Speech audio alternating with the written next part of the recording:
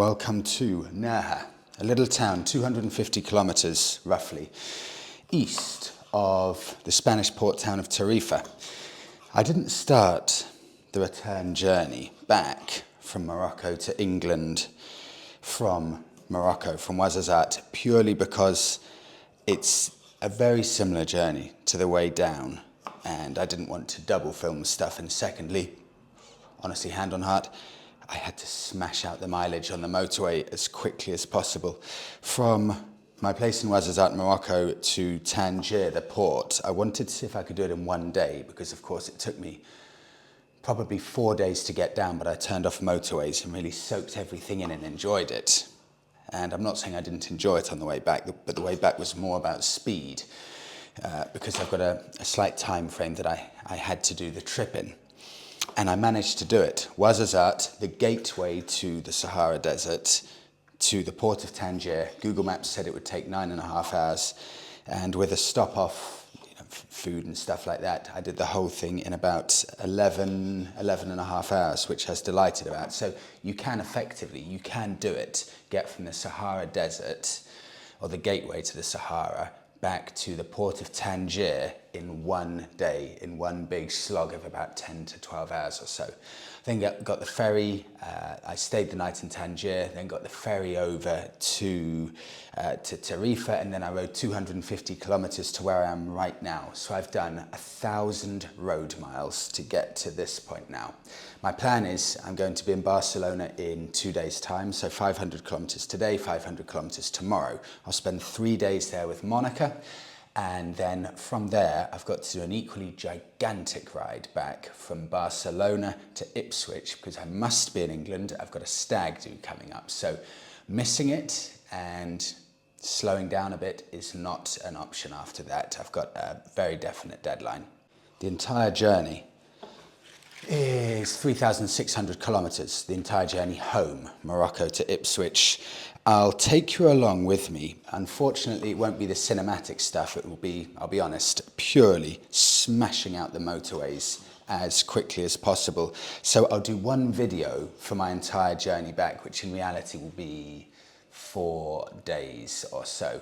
I'll cook a bit of breakfast and hit the road. I'm planning to do, Spanish motorways are good, it's easy. I can easily do 6 hours, 7 hours riding, maybe even 600 or 700 kilometers if I'm feeling good.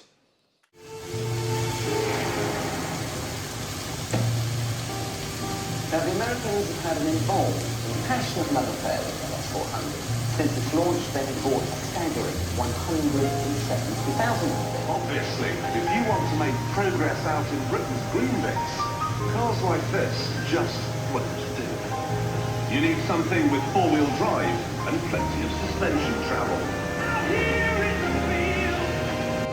In April last year, Top Gear showed a Lancia Beta, which they knew to be in excellent condition, being offered for sale as scrap. The owner of the car, Mr. Mead, complained to the Broadcasting Complaints Commission that this was unfair. The BBC has offered its apologies for what, with hindsight, it recognises as a shortcoming in its communications with Mr. Mead, and the Commission accepts that the BBC did not set out with the intention of ridiculing Mr. Mead or his car. 2,000 miles in, and this is the very first bit of work I've done of any regard to the Bonneville. First time, chain lube now. I haven't touched a nut, touched a bolt, tightened anything at all. I haven't even mentioned it because it's been so faultless. I almost feel like I'm close to being home already, but I just checked, back to Ipswich, it's 2,600 kilometers to get back. So I've still got such a huge journey to do, but because it's been so reliable so far, I have zero concerns about the Bonneville. I know 100% it will get me back without question. I should give a bit of an update. I think I've got some footage here, but riding back through Morocco, a lot of it was motorways, but the first half I went through the Atlas Mountains, and it was absolutely freezing. I spent almost the entire 2 days through Morocco and into Spain, pouring rain and genuinely cold, and I did not expect that.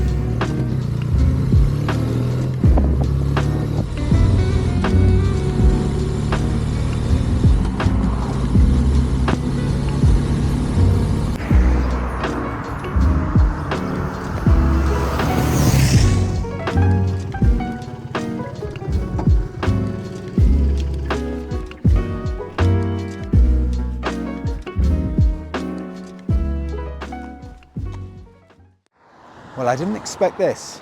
I'm genuinely cold. This is southern Spain, a week away from summer, and it's 19 degrees, and I've just got caught out in torrential rain over in that mountain range. Here looks lovely.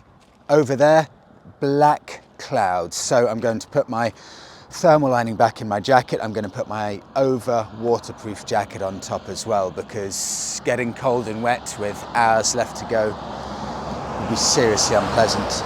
I'm making good time though. Just 7 hours left. I think maybe I'll do another 3 or 4 hours riding. I've asked Monika, who I'm meeting in Barcelona tomorrow, to bring me winter gloves and waterproof trousers, because if southern Spain is like this, then France, going along the peages for about 1,000 miles or so, will be seriously cold on my final stretch to get back.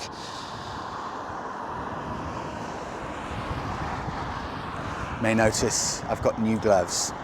In my excitement at experiencing the oasis for the first time, I was riding around for about 20 minutes and then went to put my gloves on for the motorway back, or the bigger road back. Realised I'd lost my gloves in my excitement, so I had to go to a hardware store in Morocco, and buy these worker gloves for 85p. I've been wearing them for about 1,000 miles or so, but it'd be nice to have some warmer, proper biking gloves. So it's a shame. They're my favourite gloves.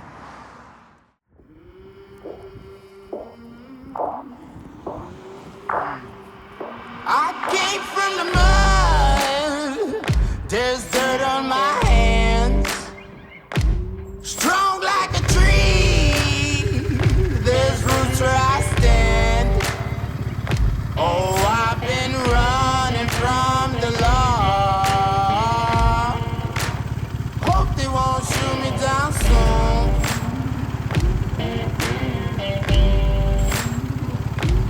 They sing on a sleepless night.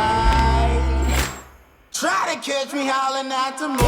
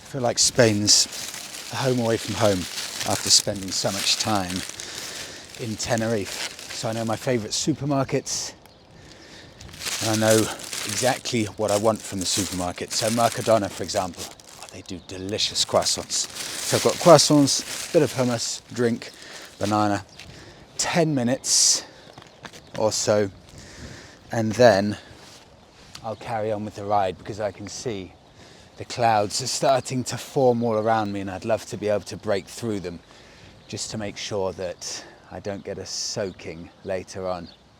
So easy on the motorway. So it's the first time in about 10 days I felt a bit tired, not specifically because today's tiring, but because in Morocco there are constantly things to see all the time. So your mind's switched on, you're alert, because it's all so different. But here in Spain, you know, it's just a nice long motorway, and it's fairly monotonous, and I haven't had that monotony for about a week or so. So I can just feel myself starting to nod off through the monotony as opposed to through the tiredness. So it's good to stop every so often. Couldn't find a cafe or something, so supermarket food will do perfectly nicely.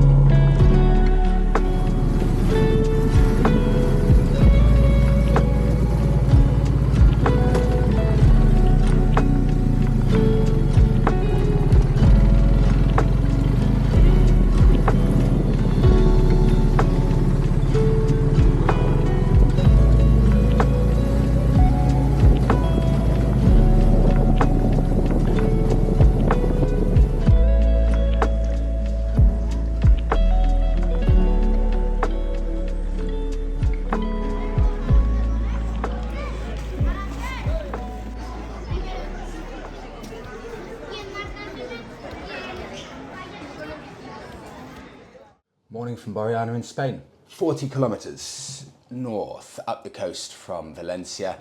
I need to get to Barcelona today. In fact, I need to get to Barcelona by about 2 o'clock because I need to meet at the entrance of an Airbnb. It's 11 o'clock now. I need to be there for 2 o'clock. Barcelona's 300 kilometers away and it takes 3 hours according to Google Maps. This place, £41 a night. It's incredible the difference that staying just outside of these really popular places in Spain makes. For example, Valencia, just 40 kilometers away or so, and that would be, I'm sure it would be minimum double the price, I'm sure. And it's also so much more accessible when you stay in a smaller place. You can park the bike outside, things like that. So delighted with this. I'll grab the camera, quickly show you what £40 a night, £41 a night gets you.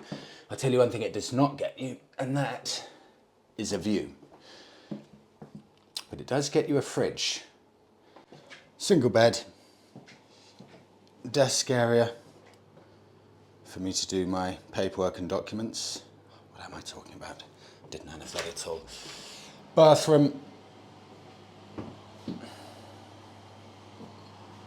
All, well, there's no need to open that, it's just a shower, but all perfectly decently equipped. And there's very little to say about this. It is fairly basic, but perfectly clean and extremely good value.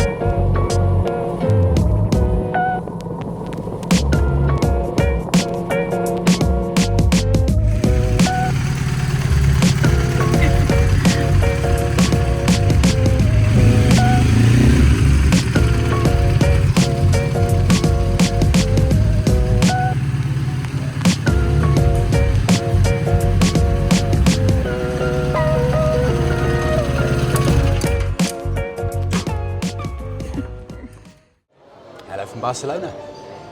I would love to say that I just arrived into Barcelona yesterday, but the truth is, this is the 4th day I've been here. I'm with Monika, and she has just been in my ear all the time. Just please, Freddie, just stay one more day. So in the end... And are you happy you did? In the end, I was meant to stay for 2 days. I've been here 4 days. It's now Wednesday lunchtime. I must be back by Friday evening in England because I have a very good friend of mine stag do. So, in essence, what I've done, I've enjoyed what will be 4 days in Barcelona, which has been lovely. And I'm squeezing in 2 days to get from Barcelona to Ipswich in England. That's about 1,600 kilometers. And to do that trip, I want tomorrow to be a huge journey to make the final day relatively easy. So I'm going to travel predominantly French motorways, 1,330 kilometers tomorrow, all the way from Barcelona to Calais, the northern port in France. And then on Friday morning, I'll wake up in Calais, get the ferry, and do the final 3.5-3-hour ride back to Ipswich. I feel so completely recharged. It's been amazing. I mean, 4 days is enough for anyone to recharge, but I am now desperate to hit the road. All of the fatigue that slowly starts building up as you're traveling day after day, the last few days were 10 or 11-hour days, that's completely gone, and it's just excitement to get back in the saddle and have a colossal day tomorrow. I am speechless with excitement. So the next time I see you, I will be packing up the panniers and getting on the Bonneville for the first time, because I haven't ridden in here in Barcelona, the first time in 4 days. And before you go, can you show your cab? This is the state. You know, this looked perfectly normal in Morocco, but now I'm in Barcelona here, and I'm in my smarter clothes. Yeah. And then I put my cap on, and it looks completely ridiculous.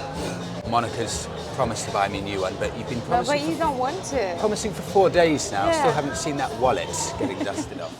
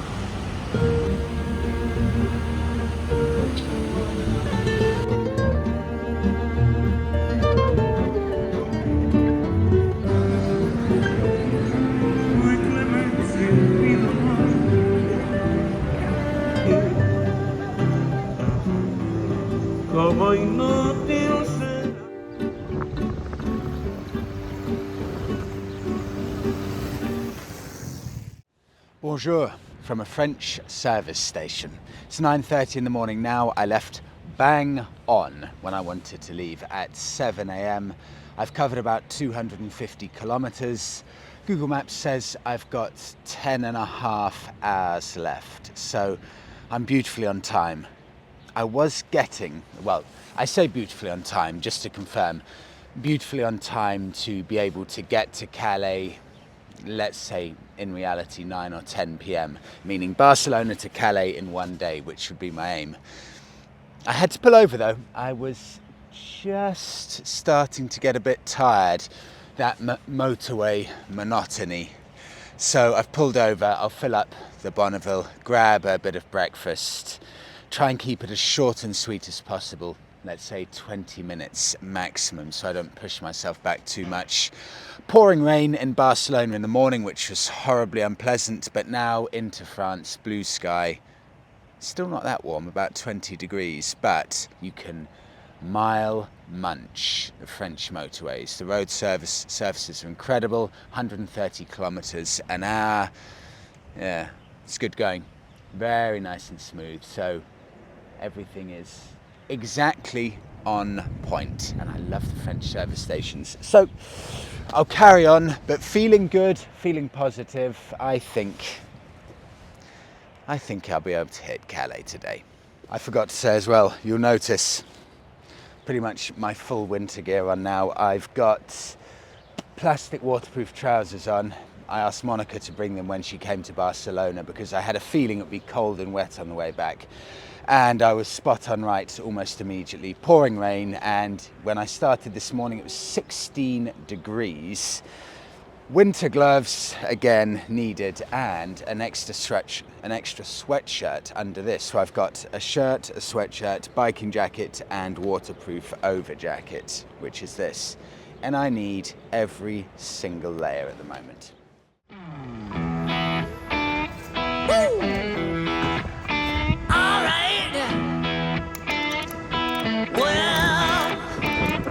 I've been down so long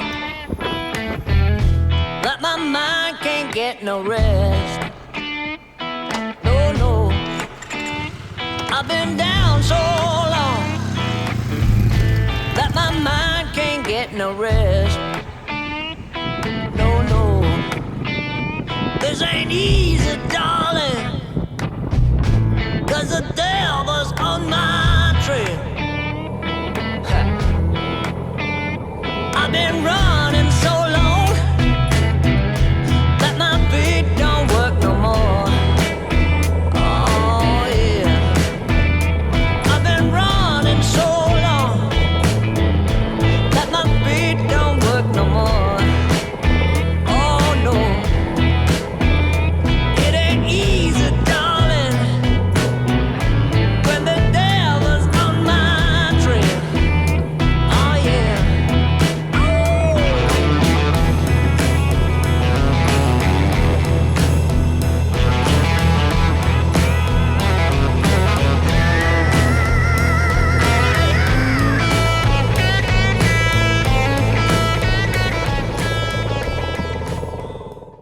6 p.m.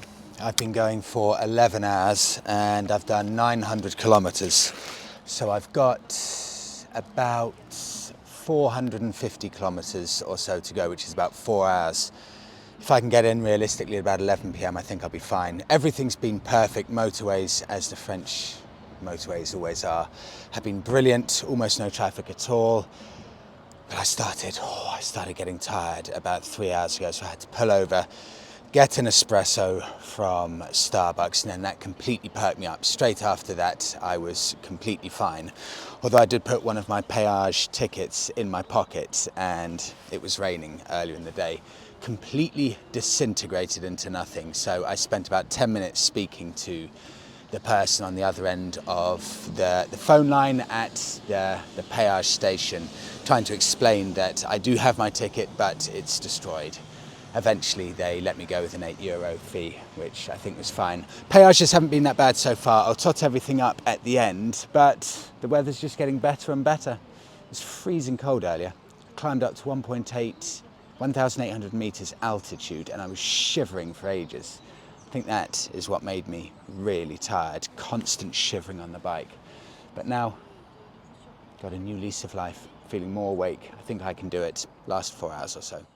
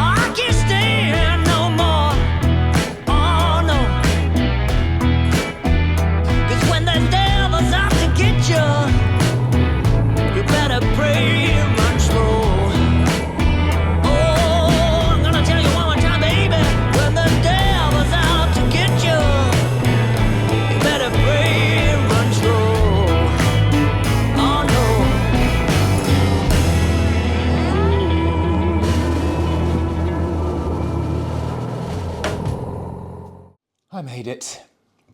midnight this morning, I got into this accommodation in Calais. That's 17 and a quarter hours. probably the last 3 hours, I'll be completely honest, were unpleasant because as the sun set, it was cold, pitch black. I'm not a massive fan of riding at night anyway, but when you're a bit tired as well, the time does not go down. So next time I think I just split it into 2 8-hour days or so. But I'm delighted because it means today is much more relaxed. So I got this place for £41 a night. It's shared bathroom, but extremely clean. And it's like Morocco saying goodbye. Moroccan owned. Moroccan family. They've got a restaurant called, I think, Restaurant Marrakesh downstairs, and they've got a number of these rooms. And you can see the Moroccan influence everywhere. They love their colours and they love their patterns. So there's a nice little goodbye. I booked the ferry 1 a.m. this morning and that was £44, which I was pleasantly surprised by because if you're in a car, sometimes they jack up the price if you book on the same day. This one, very, very pleasantly surprised with that. So it's 1 mile away that way. The ferry leaves in 2 hours, so I better get a move on and get there or get over to the port for the final little step. I haven't eaten, but ferry food is usually pretty good.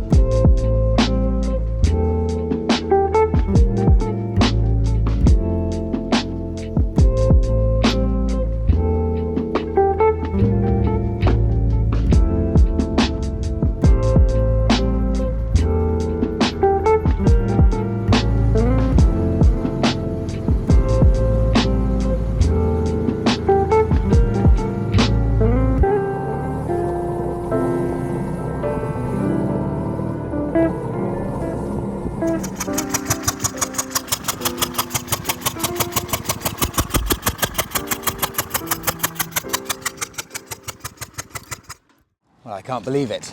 About 3 miles from home, riding along, and I lost about 70% of power or so, and my right-hand spark plug just popped out.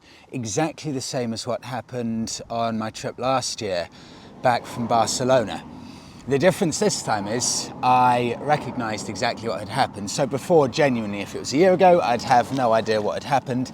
And I think, well, that's it. The bike's conked out, call the breakdown recovery. But now I know the spark plug lead is somewhere in there, but it's exploded upwards. And I actually can't see it. That, well, I'd much rather not have to take the tank off if possible.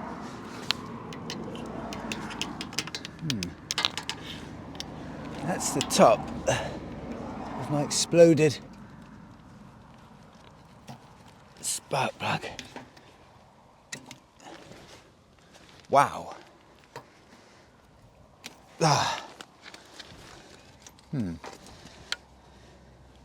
Wow. And look at the state of that. That's only about 5,000 miles old, but that definitely needs replacing.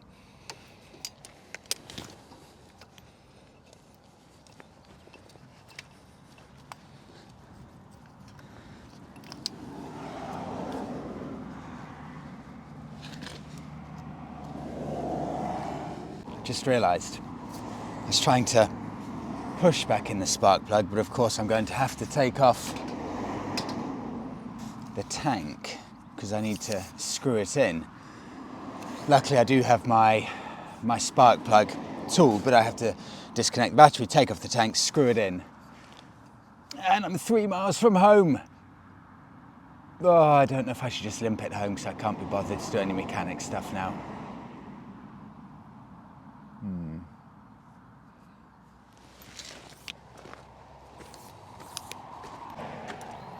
I'll just see how awful it sounds.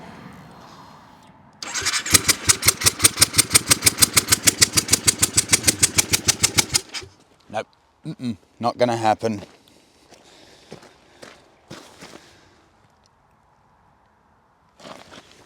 Do you know, the truth is, I was a mile from home, but I took this detour 1 mile just into the countryside before I got home to Ipswich. This is the outskirts of Ipswich, just to wrap up the video. And this extra mile I've gone out of my way has meant that I'm going to now have to dismantle the bike.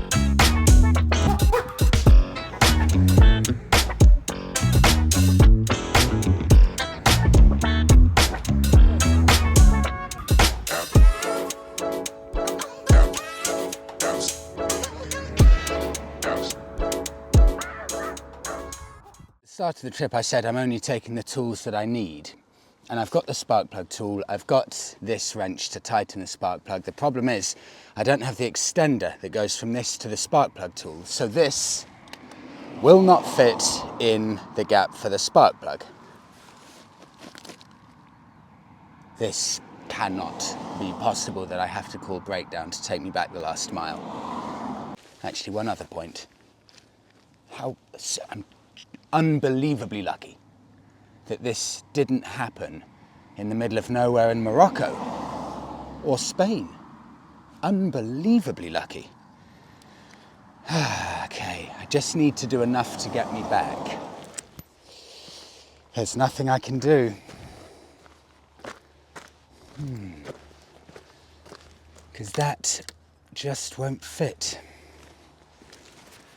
I'm going to have to call Monika, who's a mile away, and ask her to bring my full tool set, because I can't do it.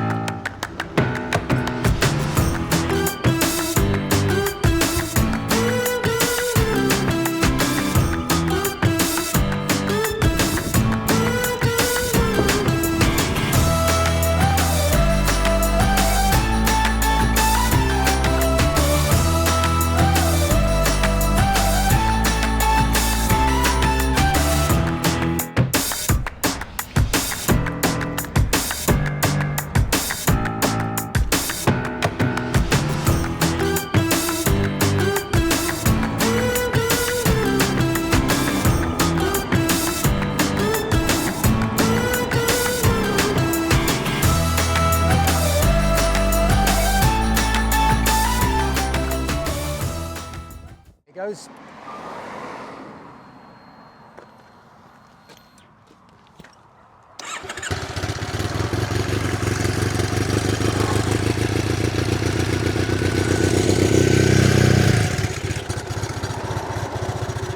I am so lucky and so stupid for not bringing that. That little extension meant that I could actually get to the spark plug. This would have been dumped somewhere near the Sahara. We can end it on this hugely positive note. I'll give a quick rundown on the costs again, just so you're all completely familiar with how much it cost and how long it took. I was away for 19 days, but 4 of those days were in Barcelona and 1 extra day in Ouarzazate, just to catch up with work. Sorry, I can't believe it. It's about the warmest it's been since in about a week, and it's in England. I was away for 19 days, but take off the days I was just relaxing, and it's 14 days, so 2 weeks on the dot. £930 to get down there, but on the way back, all I cared about really was speed.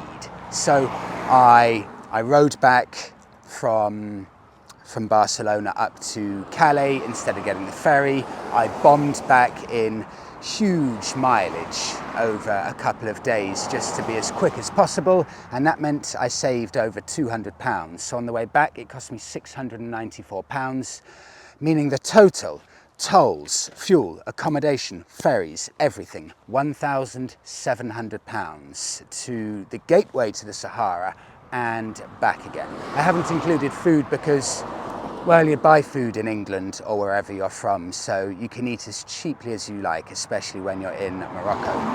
One other thing, a popular demand from people, a popular request, to find out how Ian was doing, the gentleman with the Himalayan in front of me at the start of the trip.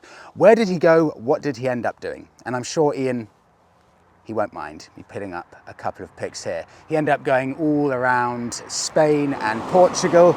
I think he was away for 15 days or so. He got the ferry back from Santander to England, and I think he may just be getting back as I'm filming this now, funnily enough, so we probably ended up getting back at a very similar time. My overriding thoughts of the trip, it is something that I will never forget. It's an experience of a lifetime. Morocco is every bit as special as I dreamt it would be, and my expectations were sky high. Spain itself, well, I know very well Spain is riding heaven, so combining going through Spain and then into Morocco, it genuinely makes it the best trip I've ever had in my life on a bike. But after being away for 2.5 weeks, 2 weeks fairly hardcore riding, honestly, I'm delighted to be home. Thank you so much everyone for all of your input, your kind comments, watching the videos. I really hope you've enjoyed this little series. Thank you all so much for coming along. Please do give the video a like, subscribe to the channel, and I will see you all in the next one.